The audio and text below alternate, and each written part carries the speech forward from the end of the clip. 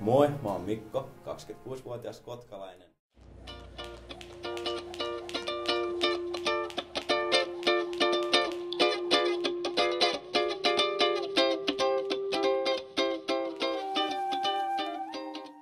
Mä tulin 5,5 vuotta sitten uskoon ja mä elin ihan normaalia nuoren miehen elämää. Oli kaikki omat teinihölmöilyt, ei mitään kummempaa. Mun kaveri tuli ennen mua uskoon ja se ei asunut Kotkassa. Me puhuttiin paljon puhelimessa. Mä asuin silloin tuolla omassa kämpässäni. Ja mä aloin miettimään näitä uskon asioita.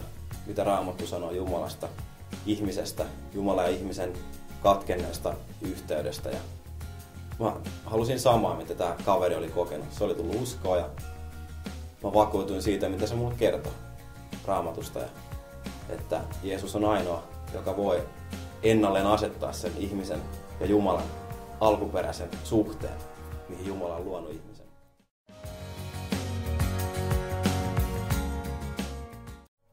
Kämpässäni yksin sitten rukoilin ja sanoin Jumalalle, että okei, että mä oon tehnyt syntiä, mä oon rikkonut sen vastaan, mä uskon sun pojan sovitustyöhön ja pyysin anteeksi.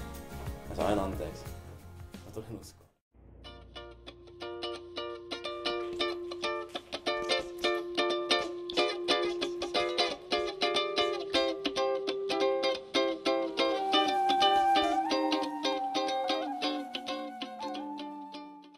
Koin siinä sen valtavan rauhan. Se oli se päällimmäinen juttu, mitä mä koin. Se valtava kiitollisuus siitä, kun mä tajusin, että mitä Jumala on tehnyt mun puolesta.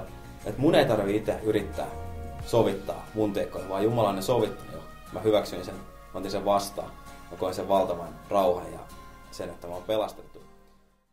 Mitä pidemmälle mä pääsen Jumalan tuntemisessa, sitä enemmän mä ymmärrän, että keneksi Jumala on mut tarkoittanut alun perin.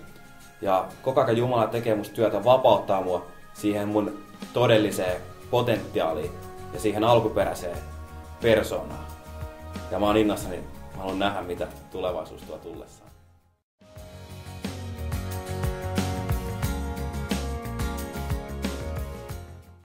Tänä päivänä mun elämään kuuluu aika hyvää.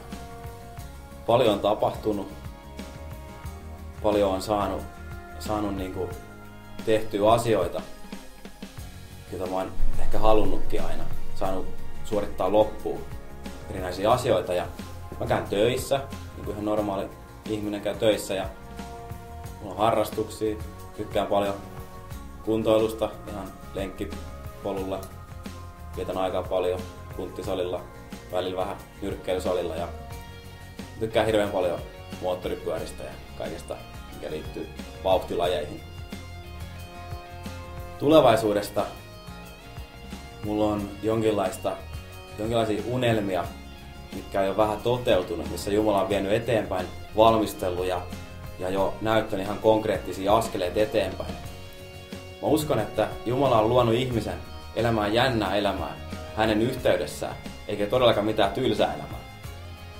Mulla on unelmia tulevaisuudesta, mä uskon, että ne on Jumalasta ja mä haluan ainakin elää mun elämän Jumalan kanssa seikkaillen ja pitää hauskaa, elää jännittävää elämää, mutta samalla just sitä, minkä Jumala on mulle antanut ja tarjonnut.